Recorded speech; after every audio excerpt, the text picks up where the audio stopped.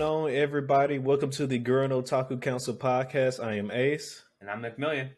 And today we'll be doing episode 3, which will consist of Demon Slayer, Season 2, Episode 3, 86, Season 2, Episode 15, as well as Episode 16, and Mushoku Tensei, Episode 15, and Episode 16 as well. And with that being said, the council is now in session. Let the meeting begin. At the beginning of all meetings, spoiler warning. Our head for this episode, and we got a lot to talk about. So we have a lot to get through. So, first we'll start off with Demon Slayer, and I can't say it any better anymore, people, but you could already guess based on my smiling demeanor. We are back for another episode of the movie. Basically, the exact same thing happened, but don't worry. This time, we're actually going to try and review the episode. So, Alex will keep Ace will keep me in check.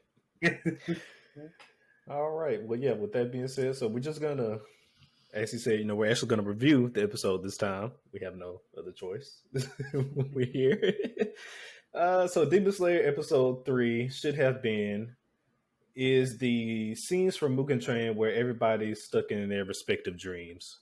So you get to see what everybody is dreaming about. Zenitsu's dream, Inosuke, Rengoku, and Tanjiro. So the episode starts off, just like the movie, with Zenitsu's dream. And in his dream, he's just running around with Nezuko. Thank you. I don't know why the fuck I can't think of her name. He's running around with Nezuko. Who else will he be running around with? I don't know. But, he's running around with Nezuko having a good old time. That's basically Zenitsu's dream. Mm-hmm. Anything about Zenitsu's dream you wanted to touch on, Jay? So I guess since we're actually trying to actively review it, if you remember back in season 1 of Demon Slayer, Zenitsu talks about how he used to live with his grandfather, who is a retired Hashira of the Lightning Breath. I'm assuming the place they were running around might have been wherever him and his grandfather lived. Considering it seemed like last season we might have gotten a flashback or some context to Zenitsu being in a tree and stuff like that, and the place looked somewhat similar. Yeah. So I guess it. God, it's so hard to review this. In a way, it's nice to see, I guess, the reprieve of them just acting like normal kids in their dreams, or like what they would be doing if they weren't Demon Slayers, possibly, because that's mostly what the dreams consist of, except for possibly like Rengoku's. But Zenitsu, it was nice, I guess, to just see Zenitsu not freaking out and crying, so and enjoying himself with Nezuko. So that was a good moment of this episode. Yeah, that it was. So Zenitsu's was the first dream of the episode / movie. And then after that, the next dream we went into was Inosuke's, and we see Inosuke running around in a cave along with Nezuko, Tanjiro, and and Zenitsu. And they were all, for whatever reason, Tanuki. Well, everybody except Nezuko and Inosuke were Tanukis, and I was just, I don't know, because Inosuke. That's why, because that child is special.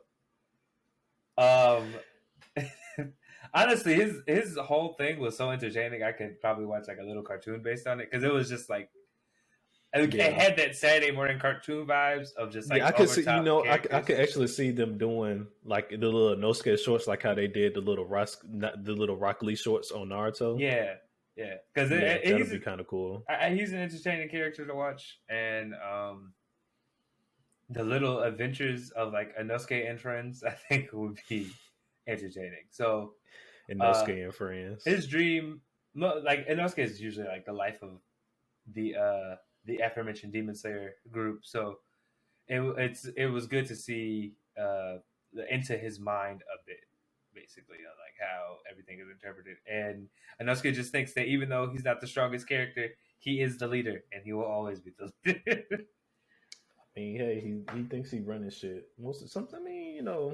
Sometimes Inosuke be head on with stuff. He's like, they all strong as fuck. But Inosuke it's just funny to me, because Inosuke is just I am the head honcho, even though it's obviously Tanjiro.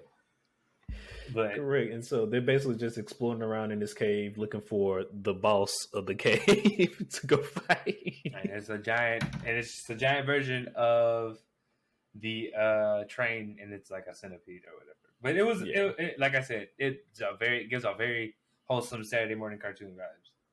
Correct.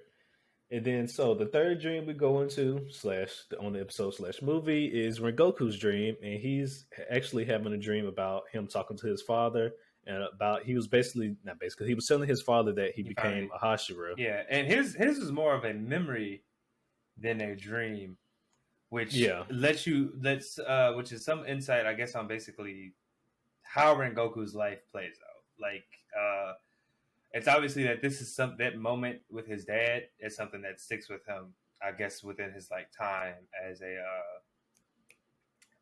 Hashira, or the Demon Slayer Corps. Basically, he knows that what he's doing is important, and even though his father doesn't acknowledge it, and in a way it's somewhat heartbreaking, but also in a way it just shows you just how like convicted Rengoku is to saving people and the things that he is doing. Correct, because as he's sitting down having a conversation with his father. He's telling him, "Hey, Dad, I became a Hashira just like you."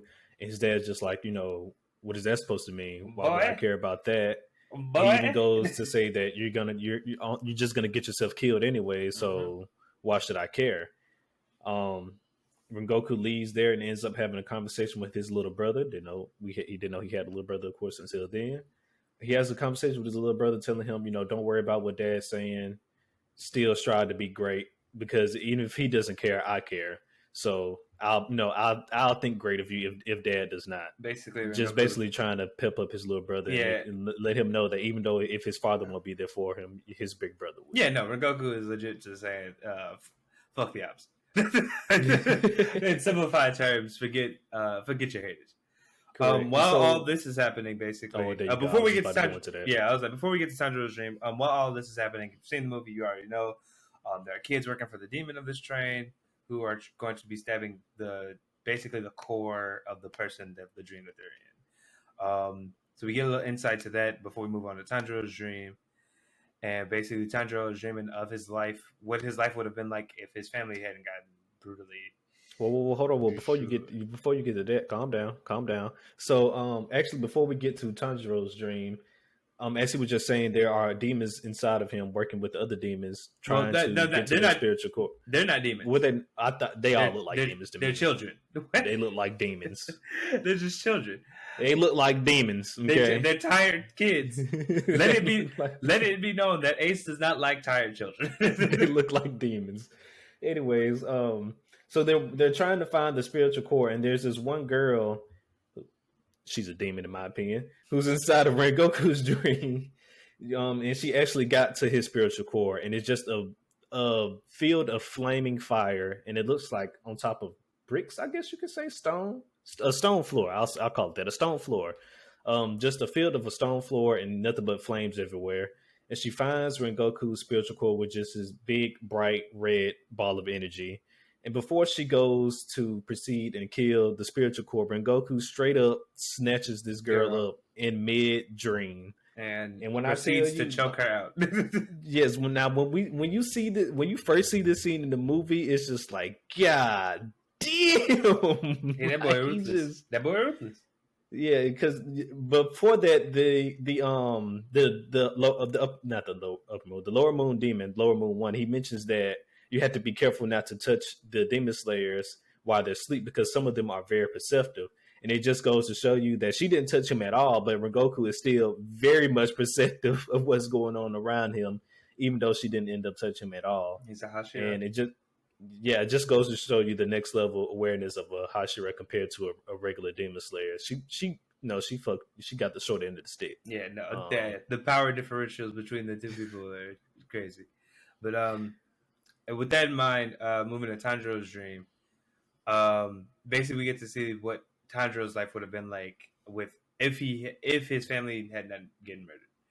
And This is probably like, I feel like watching it again, you really get to reflect on just how much Tanjiro was not made to do what he's doing right now. Like he was legit happy with the life that he had before.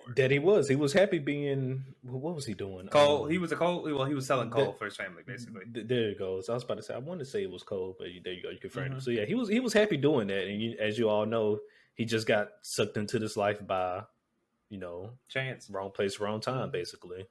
I guess in his instance, right place, right time. But no, it's right. No, it's wrong. I don't know in what world did your family get. Oh, actually, technically, he was.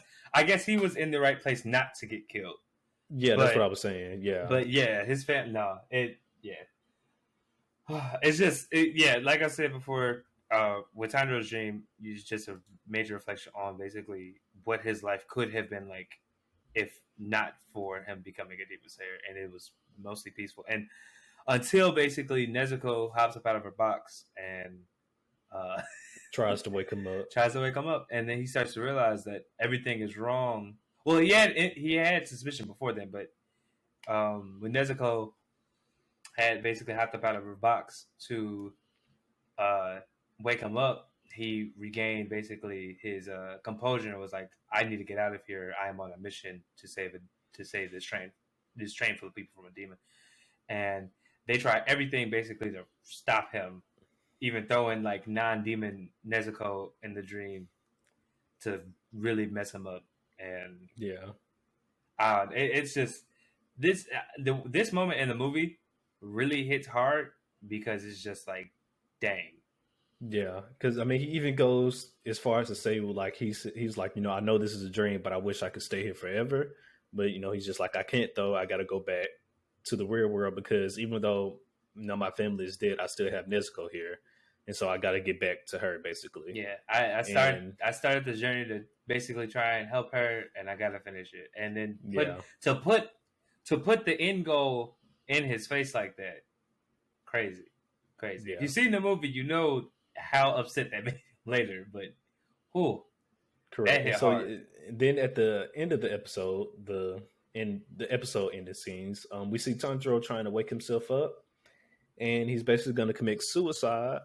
Spoiler alert, it works. But that didn't happen in the episode yet. The way it ended, it ended with it because they didn't show him slashing his neck, but like you heard the sound. Oh yeah. No, I forgot that's where it cut off. I thought it cut off after him talking to himself in the lake. No, but like, it they may have. I don't know if they showed that. No, you're right. I remember now. It ended. No, I'm talking about the lake scene. I can't remember if they showed. Oh yeah, no, they did. It was in this episode. That's why I thought it ended there.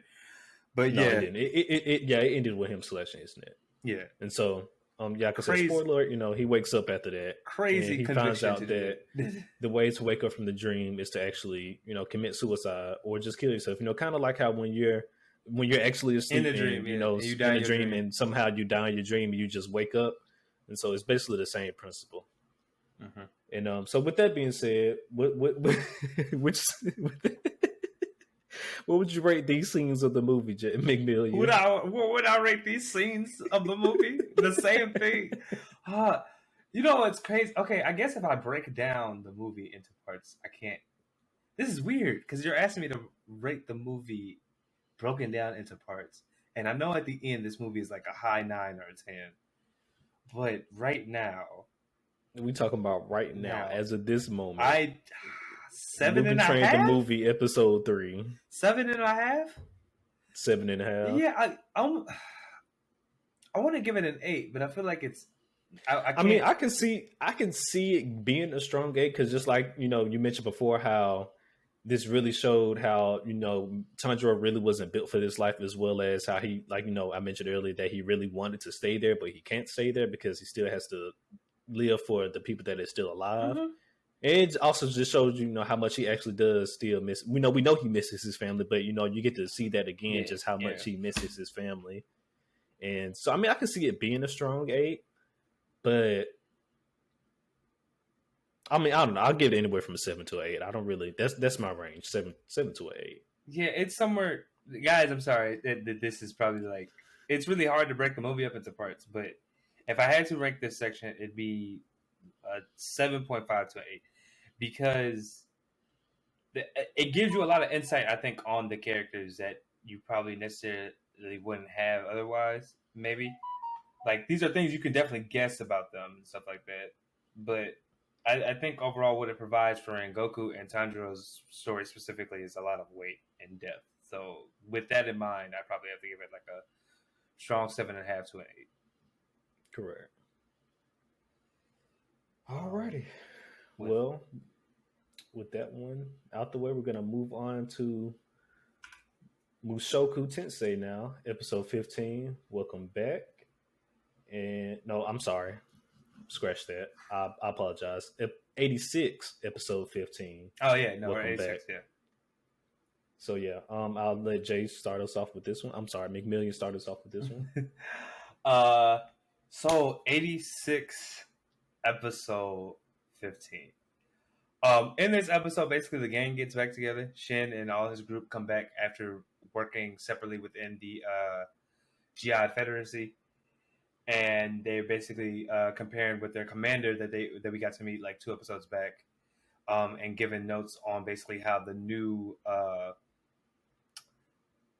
what are they called? Rhyme House, I think. Their new mechs work. Reagan Lisa, something Reagan, like yeah, that. something like that. How the new mechs work, and we get to see Shin in he's always been in a commander type role, but we actually get to see him interact with other military types besides just the 86 himself, and it's pretty interesting. But the bulk of this episode really starts to shine when we get a glimpse of Frederica's past, and Frederica basically goes into the explanation of her lineage and exactly what all started the war with the Legion, and it's heavy. Yeah, It's like her parents basically like were attacking the smaller nations surrounding her, and the people finally got fed up about it and basically decided to bring it to their door, and so they ran away and used the Legion soldiers as well as their normal guard to try and fight off the Jihad rebellion. And unfortunately, fortunately, Frederica's parents, I guess, met a timely end from the Federacy, and luckily, Ernst, good old Ernst. you doubted my boy. I did. I let it be known, Ernst might just be a good dude. Just might just be a good dude. Ends up saving Frederica by showing her like she explains that he showed her like bloody Imperial mantle to the crowd, but this is what led to Kiria, her basically knight, the one person she begged Shin to bring to lay to rest, giving up and seeming to have gotten killed by the Legion. The explanation she gives is somewhat like the Legion weren't designed to work with humans, and it seemed like when Kiria found out that Frederica had perished, quote unquote, he had decided to, I guess, do suicide by Legion or something of that nature. And this is where we now find ourselves, where Frederica is explaining to Shin that he reminds her of Kiria in the way that Shin seems to only focus solely on destroying Legion, and Kiria, when he was protecting her, only focused on killing other people in service to protecting her, and it ended up losing himself. And she worries, basically, she tells Shin that she worries that you might become the same way. Correct. And so, yeah, with that whole explanation, I think it pretty much confirmed what we were saying in the last episode, that Frederica is probably the instead of the queen, I guess, more like the princess of the old Giad nation. Yeah, I figured that when she was like, I started the war, I knew that was just like some type of way to get. I don't know if she felt like she was responsible. She obviously felt responsible for Kiria's whole deal, but I was like, I felt like she did that just to give them a reason to, like, I don't know, to kind of get back out there, or like or like be mad at me, not at everything else. Like, you guys actually don't have to come back, but this is the implications. Of all of this is just insane. Correct. So yeah, she's basically the princess now, and on top of that, so yes, as McMillian mentioned earlier, Giad, for whatever reason, they decided to create the Legion to attack their neighbors, We still don't know what their reason is just yet, but I guess they feel like. I mean, sometimes in war, people really don't have reasons. Sometimes they just feel like. I mean, they probably felt the way take over stuff. The way I understood it is that it seemed like the Jihad royal family felt entitled to, I guess, their neighbors' land and portions, so they wanted to conquer it, and they sent out their experimental force, the Legion, to do that, but until the people of Jihad had decided that enough was enough. Correct, and they started a rebellion. Oh, yeah. And now here we are, 10 years later, still fighting the Legion, which is wild. One family. This autonomous AI has been out here just causing havoc for an entire decade. It's just crazy to think about. Because we didn't know how long they've been fighting the Legion until this episode, and so just to finally know that it's been a whole decade. At least I'm not sure they mentioned how long. I think it was. I mean, I think it sounded like that. I mean, because I'm saying because I'm not sure if they mentioned it earlier in season 1. They may have mentioned it sometime during season. I mean, 1, I think you could have. I just can't remember. I don't know if I doubt. I don't think they mentioned it. We might have to go back and look, but you could have probably assumed that, considering Shin's older brother had to fight in this war, and then so did he. Correct. And also, it's like these kids kind of grew up as child soldiers, Yeah. So the entire time, it's obviously been going on for a while. Yeah. It's just crazy. We just got confirmation that it's been a decade. It's just crazy to think that the war effort is so bad that 2 countries are out here fighting the same enemy, and neither of them have collided yet. Yeah, it's weird. And then on top of that, another major point about this episode is that the Legion are preparing a massive scale attack on Gilead. Them boys coming. The boys are coming. And Shin knows they're coming along this whole time because Shin has the special connection with the Legion. It's the same thing from season 1, how he always knew when the Legion were on the way. And he tried to warn the Gilead, but of course they didn't believe him because they thought that their intelligence and their scouting was good enough that they know how many Legion were on the way. Which I guess in their defense, they was actually doing the proper work in there. Yeah, unlike the the Republican. The Republic who didn't really care. Yeah, they were just like, oh, this war is going to end because the Legion are eventually going to shut down. Yeah. That's what they believed, basically. But if you watch season 1, you will know that the Legion will not be shutting down anytime soon. No, not at all.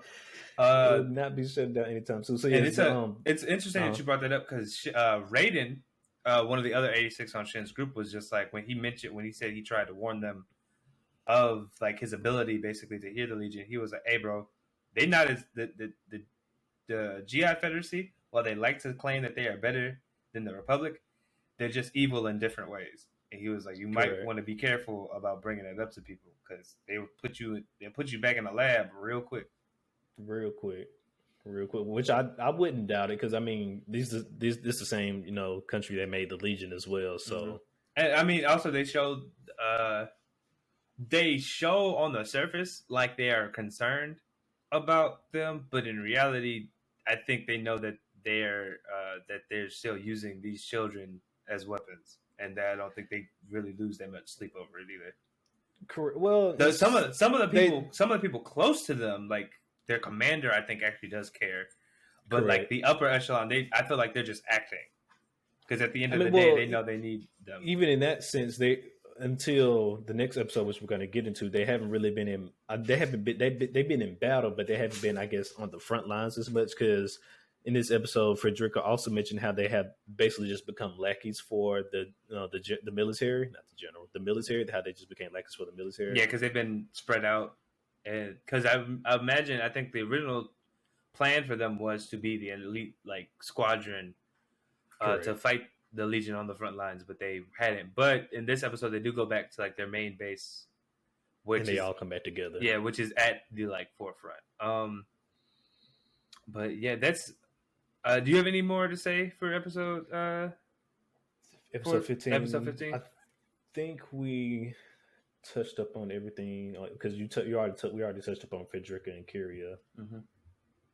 Yeah, so yeah, no, I think that's everything for Okay. episode 15. So what would you rate this episode, McMillian? This was a pretty big episode. I have to give this probably a strong 8 because the fact that we learned about the beginning, what started the whole war that we're currently in now, and how it has affected the protagonists, the past of our protagonists, as well as like the current state that we're currently in, as well as like Frederica, how like that all goes together, was super insightful and really spells out just like how dangerous these the Legion's autonomous AI is. It's they have a lot they need to do if they ever expect to get out of this war. Correct. No, I would agree with you, but I think I'll just stick with a 7. It was nice actually getting confirmation on Frederica's past and also confirmation on how long they actually been fighting the Legion, because I think that that right there is important. That little aspect is important as well as for the fact that we finally get to see the group back together now. There's been, I think they say like maybe like a few months or something, or a month or two since they've actually seen each other. So it's just nice to see them all back together in the same Oh yeah, scenes and stuff like that. that was really nice. That was really nice. So it was always nice to see the group together.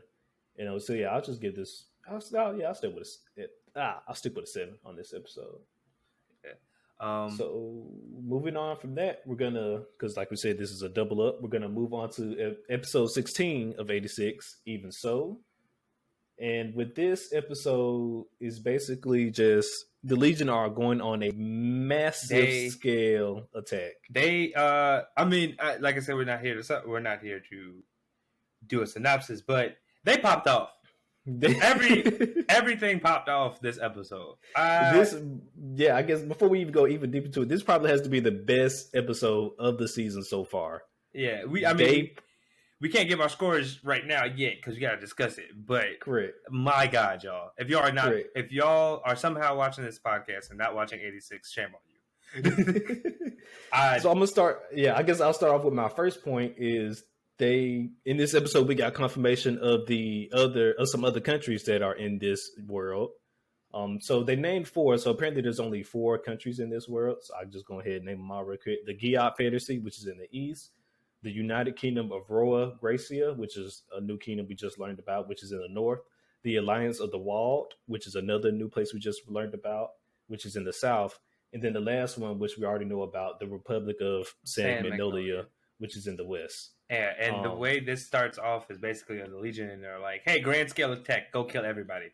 Go kill everybody. Right now, granted, and this is a good thing. We'll probably get more into this later, but like we don't get to see the Kingdom of Roa Gracia, Roa Gracia, and the Alliance of Walled at all in this fight. So that I'm wondering if at any point 86 will ever touch on these 2 other countries. But to be quite honest with you, those 2 countries probably fail. At least one of the other 2 probably fail. I mean, we'll get to it, but yeah, I was thinking the same thing. R.I.P. to them, because look, the Jihad Federacy. We'll go to that fight because that's basically the thing. The Jihad Federacy, only reason they even had a chance was because Shin warned them early in probably the most ridiculous way. He walked into the head of the military's office and pointed a gun and was like, deploy everybody right now. This instance, like I did not. I'm glad you brought that up because I did not expect Shin to pop off like that, because the episode starts off with Shin going to wake up Raiden, and once he's doing that, I was like, okay, it's go time. The Legion on the way, because he already knows what's going down. He wakes up Raiden. Raiden's like, what you gonna do? He was like, this ain't the time for second guesses ourselves. I'm finna go wake up the military. Cuts to the next scene, as McMillian just said, dude pointed the gun at one of the head honcho's face, and I'm just like, oh, okay, yeah, well, and that'll work. And if I'm not mistaken, in the episode, somebody was like, "This better not be a drill, because they will kill him if this is a drill." Y'all, for y'all's sake, y'all should have hoped it was a drill. Oh my God! Based on what happened in this episode, they should have wished it was a drill, because the Legion almost took out the whole fighting force of the Jihad Federacy. If it was not for Shin and his group, the elite, like Ace said, the elite, they would have lost. they would have lost. They, If the 86 were not here, the Gia Confederacy goes down this episode. So, and when I tell you the Shin and his group popped off, it was insane. Correct. So the level of maneuverability in play, perfect. As well as the scale of the Legion is probably even more on par to what was at the final the climax for last season. Yeah, no, so, I'd almost say it was. I feel like it was so much more. Like the way they illustrated too, and this is another thing I like about 86 is that when the Legion show up, they do not play with the fact that they are not that they are a threat. They clearly illustrate it because the way they showed it in the show is that the people. The first people who see it are these GI Federacy soldiers, and they are looking over the horizon of this hill, and then all you see is just you don't even see them at first. You just see the shimmer of their bodies, and it's a whole. But it just looks like the hill that they're looking at has been swallowed by like mirrors or something. Correct. It is. The clip should be up on screen now. Yeah, it is insane, and the only reason they had a fighting chance was because of what Shin did and the fact that his group was there to fight off majority of them. Correct. So like in, early 86 fashion, the 86 are ready before everybody else is ready to go. Just like how it was, back in season 1, you kind of got to see like the similar scenes between Lena and their new Lena and how Shin interacted with this new officer as well. She's like, how are you guys ready so fast? Which is one of the questions that Lena first asked him when they went in the extra. She's just like, how you guys ready so fast? And he's just like, don't worry about that. We're ready to go whenever you're ready. And so it was just nice to see those similarities. And that scene also reminded me of, like I said, one of the earliest scenes in season 1 with Shin and Lena. So that was nice.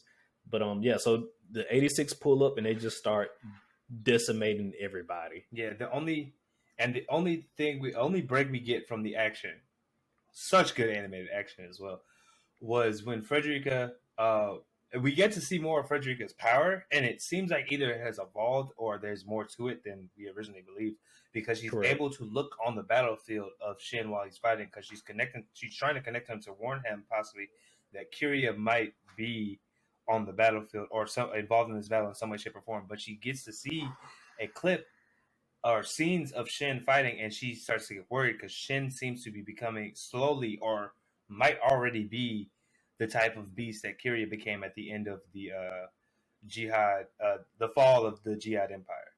Correct. Another little scene that they also showed during that same time as McMillian was mentioned when Frederica was trying to warn Shin, it almost seemed like how, like, when the Legion actually captures people and that they become part of the Legion, they showed a scene where it's like almost showed it like where Shin was actually caught with the Legion. I don't think that's the case, but that's just how they made it seem though, which is pretty interesting. And we'll get to that later, but it's the end credits of the show basically kind of somewhat explain, I think, that. But basically, the 86 basically kind of sweep the Legion.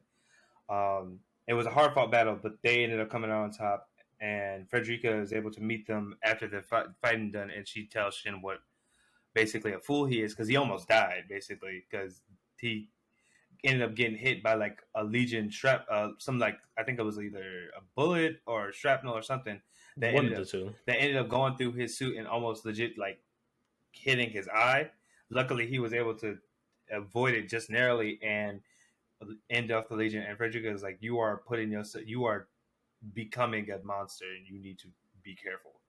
Correct. From there, though, we then cut to our second home, our first love, the Republic of Ace and McMillian, and they are about to get wiped out, basically, is what it seems. The shit we thought was going to happen in season 1 is happening now. And Lena has a confrontation with her uncle, basically, and she decides to boss up and basically her plan is to bring all the 86 back to the inner walls of St. Magnolia to prepare for an all-out last-ditch effort.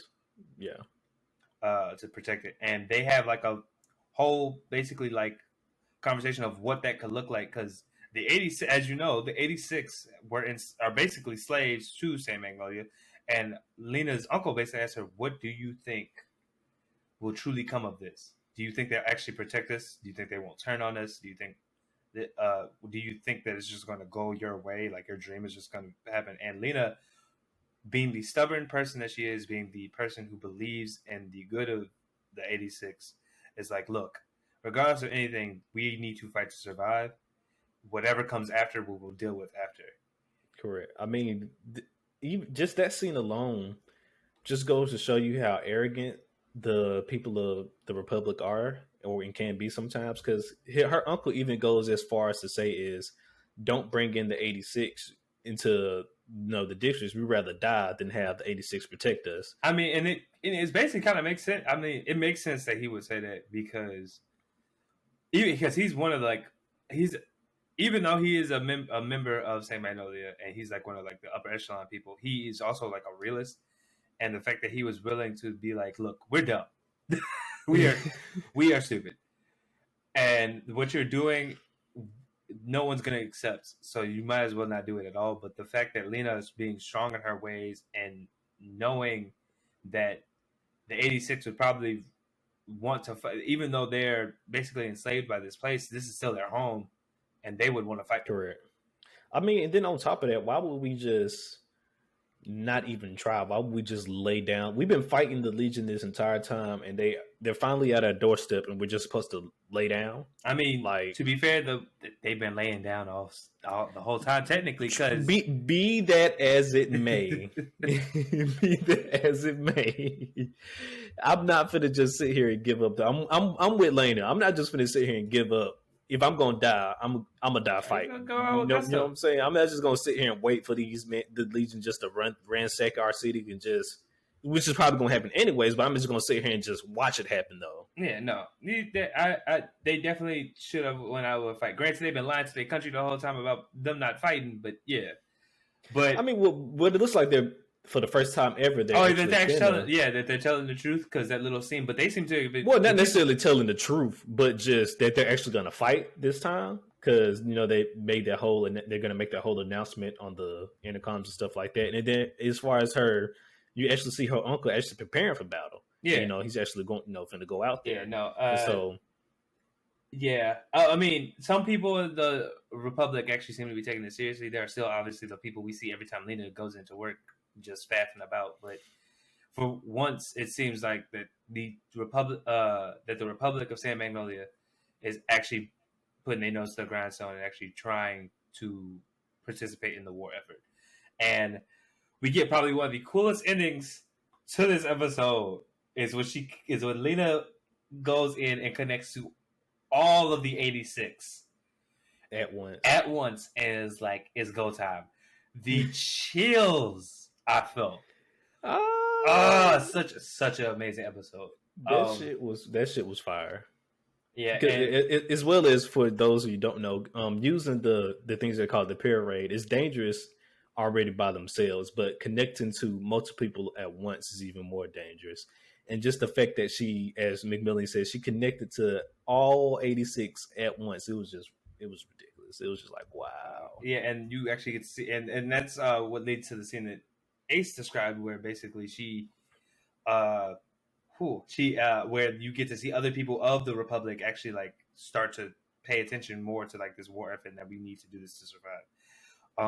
With that all said, we probably get also one of the most dire after credits of this episode, where Frederica and and Shin's group of the 86 and Jihad are sitting down discussing basically the battle they just fought, and that Frederica is like, Kyria, I felt like Kyria was supposed to be there. I'm not sure why. And then right before the episode ends, she gets a glimpse. She feels his presence, and it seems like a bomb or something has gone off. And the last thing we get to see is Shin try and like cover her for protection, and then everything goes white. Correct. Now that end credit scene was wild, because I mean, I didn't. It was almost like a little jump scare. It got me a little bit, but it was the same type of scene is where you basically the little blue and red screen where we saw Shin's brother. It was that exact same like type of scene, but I'm assuming the guy this time instead of Shin's brother, it was Kiria that they showed this time.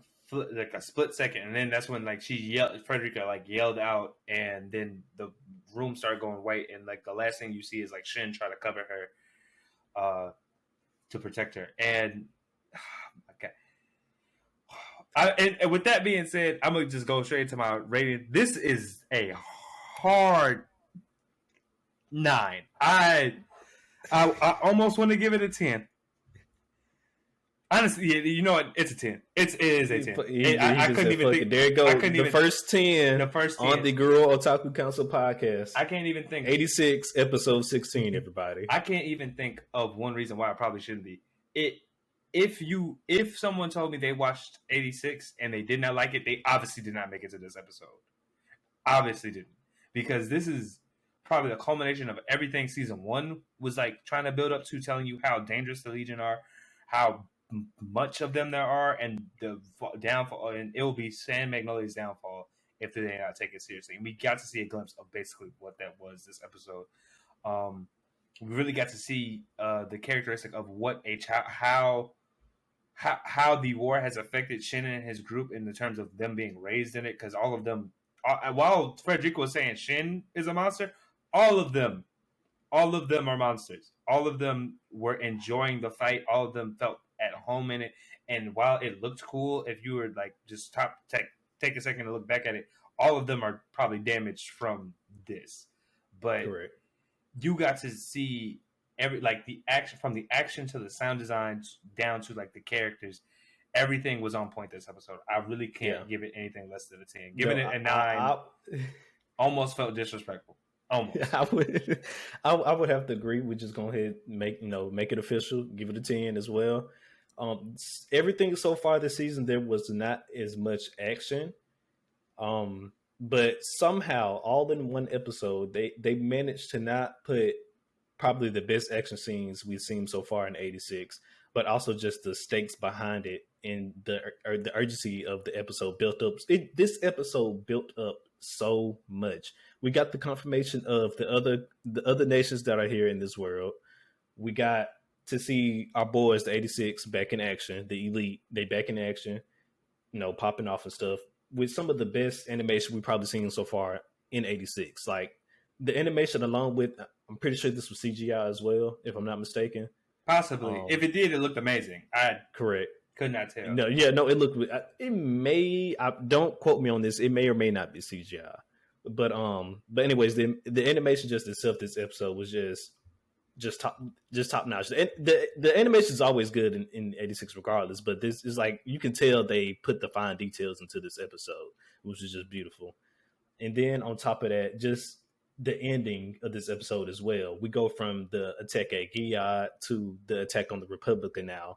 And like it was saying, that just that deep conversation between Lena and her uncle, and how her uncle thinks that we shouldn't even bring in the 86. Just we rather die than let the 86 come protect us. We just gonna why should the 86 protect all these citizens who don't give a crap about them and stuff like that? Like that whole conversation was powerful. And then just the ending cutscene came out of nowhere. From this episode to go from the beginning to end like this, it was just perfectly done. Then they even left us on another cliffhanger that came out of nowhere. 10 out of 10. Oh, excuse me, but there's nothing more we can say. Honestly, go. I hope that y'all at watch this point episode. If you have not seen 86, I don't know what you were doing. Watching this, go podcast, watch 86. But thank you for watching. But yes, go watch 86. Go watch 86. Go watch 86. Come back and then like this video. With all that right. said, we're gonna go into Mushoku, and we're gonna start off with the 15th episode, Slow Life in Doldia Village. Just a brief synopsis, basically. In the last episode, Rudy and them saved Doldia Village, and basically we kind of get to see what their daily life is while in it. And we finally get to find out. We finally get some information on our old sword master, Ghislaine. We find out that she came from this village, and that the Beastman who trapped Rudy actually is Ghislaine's brother. And we get to see the ramifications of him realizing that his sister actually, while he knew her, might have been a slacker, has really made a name for herself, and he gets to see the ramifications of that. While also we get to see Eris mature this episode, and the fact that she had took upon a sword student, and it was a lot of character growth. I think specifically for Eris's episode, it's a lot mostly a focus on her. With that said, though, it was a very interesting episode because we actually get to see how Beastman life works. We get to see how Ghislaine got picked up by the sword god himself, like the origins of that, and as well as how Eris grew as a person. She took on basically Ghislaine's niece as a student, and it's probably some of the funniest stuff because Eris is beating up probably this like little girl that was half her size. I don't understand it. Correct. So yeah, episode 15 wasn't much going on in this episode, but we do as McMillian said, we do get to learn more about Ghislaine's past, which was an unexpected little surprise right there. Mm-hmm. As well as you found out the reason why they're still in this village, because I was wondering why they're still the rainy in season, the Beast Village. Yeah, and so the rainy season. So apparently, I don't know if it's just their village or maybe the area that they live in as well. They go through a rainy season where apparently it rains for 3 months straight, and that's the reason why they were stuck there. And you may be thinking, well, if it's just raining, why can't they go? Well, the reason why they're stuck there is because the Beast people, like, they live in trees, and the rain is raining so much that the water is actually rising up very high amongst the tree lines and stuff like that. For a visual, think like a Great Lake. Basically, it rose a lot, and they were basically stuck there because they couldn't basically travel. Obviously, with that, and then two, Rugier was helping the Beast people survive the rainy season. He was like helping, I guess, them configure their village to so more people, so that they wouldn't have any more casualties the next time this came around. Yeah, so apparently, whenever this does happen, they tend to have maybe a few casualties. But as McMillian was just saying, thanks to the help of Rougier, they didn't have any casualties this rainy season, which was another good thing. So there was another good deed done by the suburbs, or the superb, which is Rougier. So just to help get his name out more. I'm not sure if the Beast people will actually go and spread his name and goodwill and stuff, considering that they're Beast people. I mean, they might, but they probably don't really leave their village that much. True. But I think this will definitely help later on with Rudy's goal of bringing the reputation of the Superb back to being like good people. Correct. But like I said, most of this episode focused on Eris and her training a student up under in the way of the sword, and we actually get to see a lot of her character growth of how she's been affected with Rudy being in her life. She actually was very patient and nurturing, even though it was Eris's version of nurturing, which involved a lot of fighting. But it was nice to see Eris kind of take on a more paternal role in a way that like had a lot of responsibility. Because as you know, Eris was usually the spoiled brat of like Mushoku, but in this episode, she actually got to show how she has grown. Correct. So we even I guess another good thing that also happened this episode is that by Rudy's group being there, they kind of also cleared Ghislaine's name at the same time, because from their perspective, Ghislaine abandoned the village basically, and she left her duties of guarding the sacred beast, and she was basically an outcast.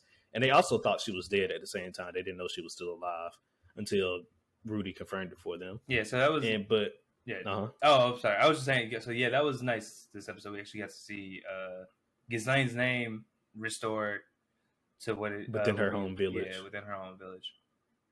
Correct. So that was good, and so they're gonna welcome, if Ghislaine does ever decide to come back home one day, she'll be welcomed back with open arms now, as well as Rudy's group will always be welcomed in their village, per the elder words. And and the only other major thing that we got in this episode was the reveal of the 7 powers in this world. Oh, well, there's one before Ace starts on that. There is one thing, very minor, but it might have bigger implications for the series. at one point in the episode, Rudy gets an explanation on what the sacred beast only appears when the world needs a great hero, and that eventually the sacred beast will travel will leave the village to travel with the great hero to help You know save the what? world. I'm glad you caught me. I'm glad because that is because the thing is, beautiful point. What I think, probably not yet, because I don't. It's obviously that the fact that it exists means that something is happening within Mushoku Tensei's world that will cause probably some great calamity, but Correct. It hasn't happened yet. But I'm thinking that later on, just because of how close the Sacred Beast and Rudy seem to have gotten, that Rudy possibly might be in some way, shape, or form either that hero or related to the hero that might come later on. Yeah, I would agree. I wouldn't be surprised if we see the Sacred Beast again. Yeah, it's just things have not gotten as bad yet to where the Sacred Beast needs to leave. Correct. So, yeah. But to talk about the 7 powers, I'll let Ace do it. Correct. So, yes, also, towards the end of this episode, we got a brief mention of the 7 great powers that are within the world of Mushoku Tensei. And I'll just go through the 7 real quick. So, we have the Technique God, the Dragon God, the Fighting God, the Demon God, the Death God, the Sword God, and the North God. And so, for those of you who don't know, they're basically the way that Mushoku Tensei handles their power scaling is I can't. They rank. They have a ranking system by names, and God is basically the final title that you get. Mm-hmm. And as you all know, there can only be one God per fighting style or whatnot at a time, and so that's why there's only 7 of them. Mm-hmm. And so yeah, but it seems like we're going to get some really strong people coming later because, as we know, Ghislaine's master was the sword god. We don't know if he's still active or not, but that's the only one we know that we have reference to. There are some that they might have shown us already, like Ace has a theory that the dragon, we've seen the dragon god from the end of season 1, but it hasn't been confirmed yet. But it has not been confirmed yet. But I mean, who else would it be if not a dude who legit was raised, who seems to have appeared and fought dragons? The scene is legit. This old guy we never seen before, just walking in these high mountains with dragons flying around him. If that's not the dragon god, I don't know who it is. Yeah, but I guess before we move on to the next episode, to rate it, I would have to give this episode like a 7, solid 7. It was a nice. I can't give it a 7. I got to go at least a 6. 6. Okay, I mean that's fine. For me, it was definitely a slower episode, but the stuff within it, I think, helped build Mushoku's world out more, and that's probably what I appreciated about it most.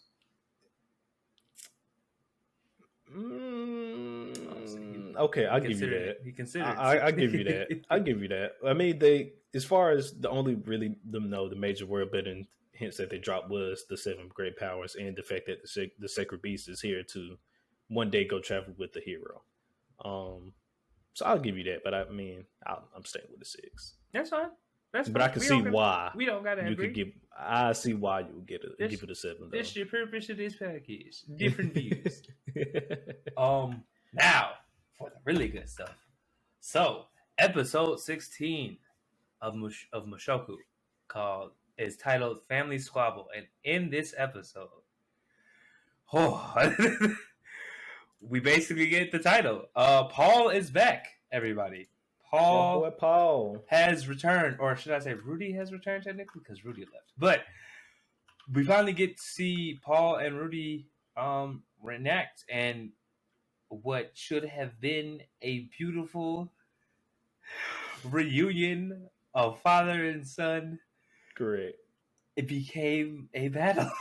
Correct, but before I'll let you go deep into the family struggle. Please. So you may be wondering, how is Paul back? Well, at the end of the other episode, which I guess I forgot to mention, Rudy and his group was heading on to the next town over, which is Millis. It's a Millis Kingdom, I think. Millis. I was just trying to see if that's how you pronounce it. They was heading to the capital of Millis, which is the kingdom of Millis, as McMillian just said. And so with their arrival to this place, they are now back in human territory. Yay. After the long journey, they're finally back in human territory. And so with that being said, I'll let McMillian continue now. Yeah, so they're back in the Holy Millis continent. like I said, I'm not gonna just a brief thing of to how we got to see Paul. Rudy's and they all take an off day. Rudy sees these people kidnapping a child, and he decides, we're heroes now. We're trying to restore the super race home. He's gonna go take it upon himself to save this child. Turns out the people who kidnapped this child was Paul's group. They were trying to actually save him because he was originally a member. Well, he was a child from the village in which Rudy grew up who got displaced by the mine disaster. This led to Rudy and Paul basically reconnecting, and they decide to go to a pub, and basically Rudy explains his whole journey, and Paul surprisingly is super upset at Rudy. He feels like Rudy was not taking anything seriously, that he was just out gallivanting the countryside with Eris and Rugid and having fun while he was out here searching for other people and who got displaced by the man disaster. And Rudy was like, well, I had no idea that more than just myself and Eris got displaced. I didn't know anything. Why are you being an asshole to me, basically? And they started to get into a fight, and Rudy legit lays one on his dad. The last time we saw Rudy and his dad fight, he lost. But this time, Rudy legit lays into Paul, which leads to Rudy finding out that his sister, Norn, was still with Paul, and they unfortunately have probably the worst introduction a brother and sister should ever have with each other. It's sad to say the least. Yeah, so basically at the point when Norm walks in, Rudy is on top of his dad just punching him, and Norm just walks in and pushes Rudy over, says, "Get off my dad." Y'all, I was ready to cry. That is probably the worst way to meet a younger sibling. And technically he knew her before, but like this is actually her when she's cognizant and can speak and remember things. This is probably like one of the worst memories she's ever gonna have, and it's caused by her older brother. That is insane. It's wild. After the fight, and after that, Rudy actually tries to leave the pub, and his dad basically explains that the reason he was upset with him in the first place is that that he left a message. The message he left in episode 1 was in Zant Port. Zant Port, and Zant was the port that they landed in when Rudy got kidnapped by the Beastmen, and so they never went inside the guild. But if they had, they would have saw Paul's message, and Rudy would have learned that his mother, basically the people from his village had gotten displaced by the mine disaster, and that his mom and his other little sister, as well as their maid, also were missing. And Rudy feels terrible at this point. Yeah. With that being said, that also touches up on another point we made in the last episode is, the point of the blast. I was talking about how I hope whoever did this amount of this displacement didn't do all this just to attack Paul's family. But from this episode, it seems that was not the case. Maybe not fully, at least not fully, because it actually hit their entire village, and so everybody from the village has gone missing. Paul even describes that people have been waking up in strange places that they never knew about, and some people were actually enslaved, which is why they was actually helping out that boy that Rudy thought was being kidnapped, but they was actually saving him from wherever he was enslaved at. Which is crazy to even think about. Look, Mushoku's world building is amazing, and this episode really solidified it for me. But besides that, Rudy, like I said, Rudy from this encounter basically disheartened, and he returns back to the place that they're staying in, and you see him trying to convince himself that okay, I understand now why my father's upset with me, but we can regroup, we can talk. We can fix our relationship. And he's trying to convince himself of all of this, basically. And eventually it sets in that this might not be fixable. And he gets really depressed by this. Correct. Rugid and Eris return from basically their day out. And Eris is basically ecstatic because she's seems to have done pretty well for whatever she was trying to do until she gets back. Goblin Slayer. Until she gets back to the room and she sees Rudy all upset, and she tries to console him the best way she knew how, which was threatening his dad. It was somewhat funny, but we actually got to see like Eris take time to consider the fact that, Rudy points it out, but she took the time to consider that maybe all Rudy needed at that time was a shoulder to lean on. Correct. And that's kind of basically where the episode ends. And we don't, they didn't reveal the title for the next episode, so we don't necessarily know what the main stay is. But with all that being said, I wonder from this happening, will Rudy's quest change? And I was and will he? I was just about to bring that up. And will he go with his dad now, or will they go back to the demon continent and try to find his family? Well, no, one, I don't think they're gonna backtrack per se, but I definitely think from this point on that Rudy's mission might change a little bit now. Like he might still feel the need to take Eris home first, especially since they're probably so close at this point. Mm-hmm. But it's either going to go one or two ways. They're going to have a conversation, next episode about their next step, and Rudy's going to be like, "Hey, Eris, I need to go look for my family. Before I do that, I'm going to take you home first." And then you know how Eris is. You can be like, "No, fuck that. I'm not going home. I'm staying with you, Rudy." And they Rudy, just put taking Eris home for pause right now. Yeah, and we all know that Rudy probably would have no problems helping Rudy out, saving his family, especially when kids are involved. Because as we know, Sylphie. Well, although Sylphie's probably like the same age as Rudy now, so she's somewhat like of a preteen. She's still technically a kid. No, you're right. But like as we know, Rudy cares a lot about children, so I'm pretty sure he would not have any qualms helping Rudy find his family. And that would be also the main reason why I think that Rudy will also change his mission a little bit, because Sylphie is now missing. And for those of you who don't know, Sylphie is Rudy. That's Rudy's girl, basically. At least that's the girl he wants to be his girl. Mm-hmm. I should say, because the whole reason why he's even ended up in this mess was because he wanted enough money. He wanted to earn some money so him and Sylphie could go to magic school together. And his dad Paul set it up to where he could go work for Eris's dad, which is Paul's cousin. So he set it up to where he could go work for Eris's dad, and that's basically how he got to be Eris's teacher and stuff like that. And from there, getting to the mana disbursement and ended up in a demon nation. Yeah, no, but it's this episode itself could change the trajectory of where Mushoku is going. Mushoku. We keep messing it up. Sorry, we do, but we're gonna get it right though.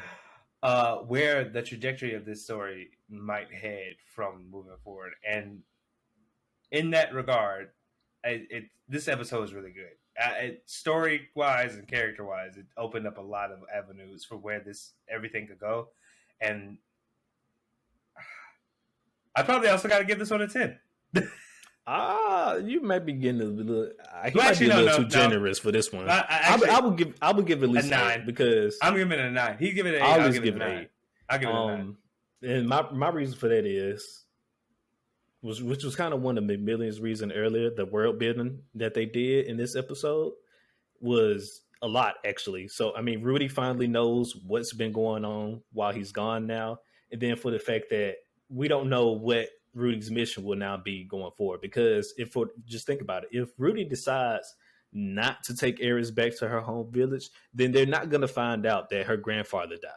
Yeah, if they don't find out that her grandfather died, what other implications will that have for Eris's home? And if they do go back to Eris's home and find out, what will happen then? So it's just a lot of what ifs and just a lot of what ifs right now that's that we have yet to see.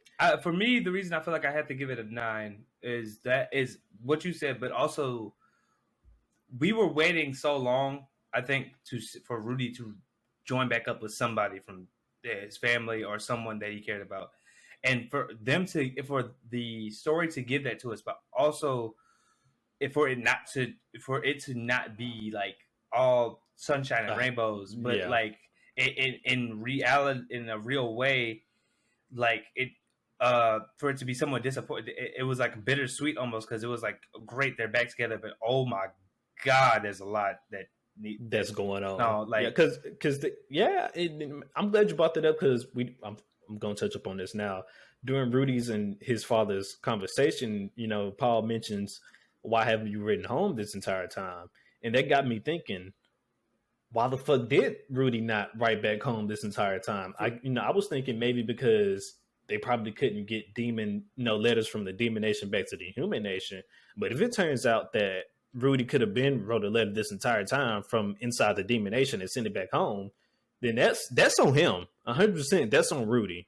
Like 100%. If you had the ability to like write home this entire time, even while in the Demon Nation, that's something you should have done. That should have been one of the first things you should have done. No, but I completely agree with you. But if I think about my time as a child, if I relate it to this, the kid, a lot of times people focus on what's in front of them and not what's in the peripheral. And I feel like Rudy, based on the knowledge he had, the limited knowledge of the minds that he had, he probably didn't worry about his family that much. But you're right; he should have written home. I mean, but even if he doesn't write a letter back to his home, he still, like you said, his whole mission was to take care of Eris. Why not write a letter back to her home as well? If it turns out that he actually had the ability to do this the entire time, whether it be him sending a letter to Paul's family or Eris's family, Rudy is wrong for that. Yeah, no, that's why I said that's why I say this is a very high 9 for me.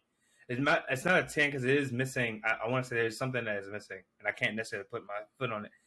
But the reason I feel like it's a 9 is because of while this was like while I think both Paul and Rudy are in aspects wrong, I think the fact that they pointed out the fact that Rudy, our protagonist, messed up hugely in the fact that he did not write letters to anybody. He didn't decide to check up to see if the mind disaster affected anyone else besides him and Eris is super important, because even as a viewer, as I was watching, I was like, I mean, I knew that it affected more people based on Paul's letter, but I didn't even stop to think to myself to be like, why didn't Rudy consider that? Yeah. It really, like you said, it almost like this episode puts you in the shoes of Rudy at the same time, because you was also thinking like, why didn't he do that? What did we just forget? Did we forget? I was like, as viewers, because even as viewers, we knew that it affected more people, and we were completely content with him just gallivanting around the Demon Nation with Eris and Richard. Now, granted, we understood that there were struggle after struggle. It wasn't like fairy tale and rainbows. That's why I was like, okay, Paul, you being a little unfair to your son right now, but then at the same time, it was like, okay, Paul, this might be the first time you might be owning something, Paul. Like, in other times, Paul, you be Paulin', but you might be on to something now. He do be Paulin', but Paul do be Paulin'. But it's something about this episode just hit really hard, and I gotta say, hats off to Mushoku in '86. Both of these episodes was they just popped off, both of these episodes this week. Yeah, and I cannot wait to see episode 17 for both of them. Correct. So that is the end of all the episodes we have so far. So before I sign off, we just got a public service announcement. As many people know, the My Hero movie has came out now. It came out on October what was that? 29th. 29th. Thank you, McMillian. It came out on Friday, October 29th. And we will be doing a movie review. So that episode will be our first special episode here on the Gurren Otaku Council podcast. So be on the lookout for that. Make sure to check all of our social media accounts for the exact release date of that episode. But yeah, that is definitely something looking forward to. Mm-hmm. And with that being said, McMillian, do you want to sign us off? So like I always, I thank you all for coming to the meeting. Please leave some of your opinions and stuff down in the comments below. Tweet at us, hit us up in our DMs, whatever. Because I want to see what everyone else thinks of these episodes, or like the engagement between Rudy and his dad, especially, because that just hit hard. But you can find us on our social media. Our Twitter is at Gurren Otakus. On everything else, Instagram, Spotify, and YouTube, we are Gurren Otaku Council. Thank you guys for attending the meeting, and we're signing off. See you guys next time. Peace.